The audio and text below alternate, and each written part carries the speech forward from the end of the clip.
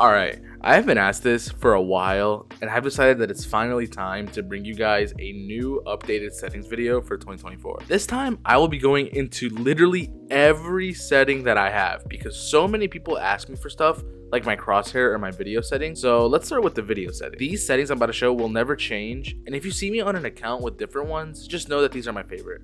Also, I do have these on. Onto sound, I usually have my master volume between 75 and 85 and no music volume.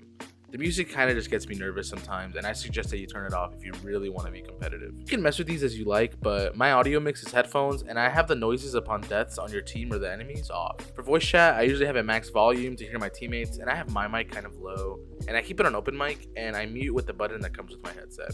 For now, I'm going to skip the controls and get to that after I get everything else. For gameplay, this can actually be really important, but general doesn't matter. But for HUD, I never skip kill cams.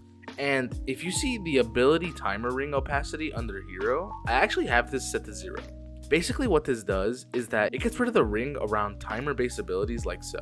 With it on, it can be annoying sometimes, but with it off, there is just a tiny bit less clutter on your screen. However, I suggest keeping it on if you don't have these abilities in your muscle memory, because sometimes when you don't have a visual for that last second, you can either overshoot or undershoot your ability.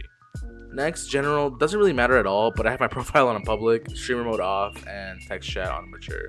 For the next one, accessibility, this could actually again be really important. For motion, I have reduced camera shake for less screen shake obviously, HUD shake off because it can get annoying, and reduced menu movement. All of this just makes the game better for you. And I know people like this, but I do get this question a lot. For the next one, I have my enemy UI actually set to magenta and my friendly UI on neon blue. I'm not colorblind or anything, I just like the look of it, and sometimes red can get a little boring, and I like, just bright colors. And then I don't have anything enabled in text-to-speech. Next, for my crosshair, currently I'm rocking the heart crosshair. I think it's cool. I mean, it's just like, it's not better or worse, but yeah, these are the settings for it.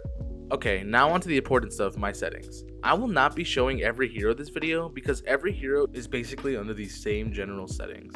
Instead, I will be showing heroes that have different iterations of these. Again, guys, this is very important. I am letting you guys know.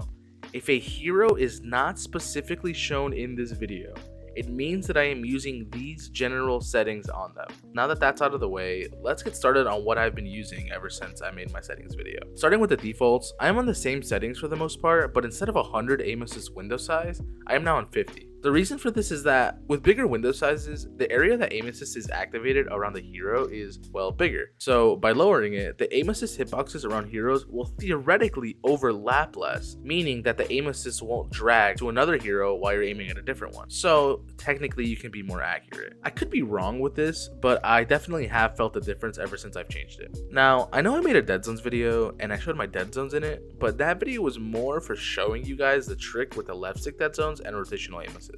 I definitely think that you should check out that video after this, but you'll notice that my dead zone now is much lower than it was in that video.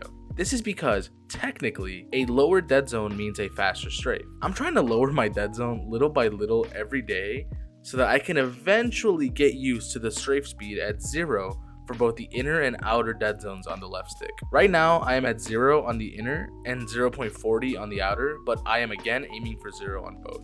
I suggest that you maybe try the same, but I will not lie that it can be really, really difficult if you have no practice with it. It can get really hard to aim if you don't know how to control the fast strafe speed, but again, this is subject to change because I'm going to try to lower it even more. For my right stick, you will also notice that the dead zone on it is much lower than in my original dead zone video. This is because I have realized that lower dead zones are insanely good.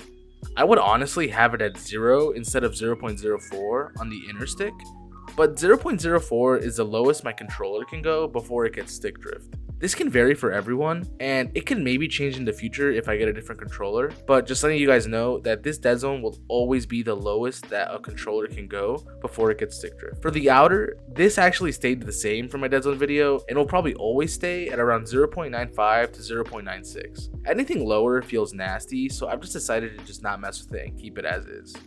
Moving on, since I don't use an elite controller anymore, I still have my jump on A, and I have my crouch on left stick. This will never change, I love how this is, and everything else is just default. For communication though, I use B for voice line, just for fun. I mean, I don't really have B set to a button, But for Tracer though, I do have B set to toggle crouch because this allows me to like camp in corners so I don't have to hold down my left stick. I can just press B. And my ping, I still have it set to enemy only and it's set to left on my D-pad. I mean, you could set it to in world. Enemy only is just something I did. I mean, it's not the best idea, but I just like doing it.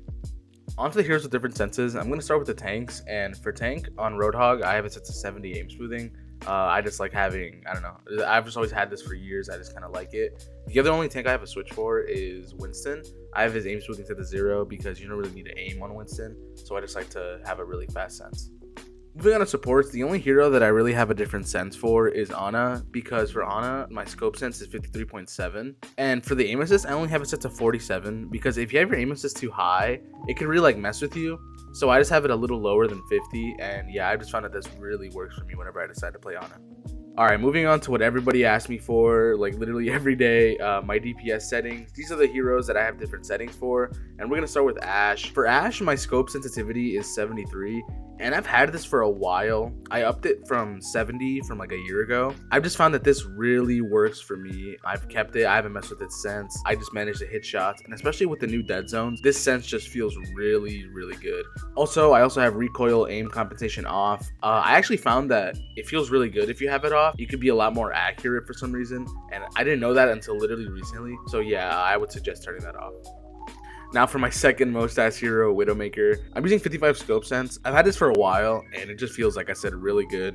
I don't know if it's exactly 1-to-1 ratio to unscoped, but it really doesn't matter because I just love how it feels. I don't change anything else on Widowmaker. I just find that, like I said, with Ashe, the dead zones and this sense just feel really, really good. And I suggest that you definitely try it. Now for the next hero, Tracer. I don't really have a sensitivity change for this hero, but it's more of a button layout change. As I mentioned earlier, on Tracer specifically, I have B set to toggle crouch, and this is just because on Tracer, sometimes you'll find yourself just sitting in corners, and it can be pretty tiring to hold left stick to crouch the whole time. So I like setting it to B so that I could just stay crouched with one button press. I also have pulse bomb set to left trigger instead of Y, and that's because if you have your pulse bomb set to left trigger, it's actually a lot easier to aim the pulse bomb, because if you have it set to Y, you actually have to take your right thumb off of your right stick to press Y, but if you have it set to left trigger, you don't have to move your right thumb at all, so you're actually able to aim it a lot better. And I've just been using this for years, and if you don't have this set to left trigger and you're on controller, I definitely 100% recommend that you do it, because I promise that you'll just be hitting way more pulse bombs. It just becomes a lot easier on you. And the last hero I really have any changes on is Genji. For Genji, my sensitivity is actually 70 aim smoothing instead of 99. Genji just requires a lot of fast movement, and I really like having 70 aim smoothing. I either run this or 0, depending on what I'm feeling. With Dragon Blade and just aiming, I just really like having a faster sense on this hero. But yeah, that's it guys. Like I said, any hero that you don't see in this video, I am running default sense on. Thank you everybody for the support recently. We're so close to 10,000 subscribers. Much love to everybody. I really appreciate all of the support, and I'll see you guys in the next one. Bye bye.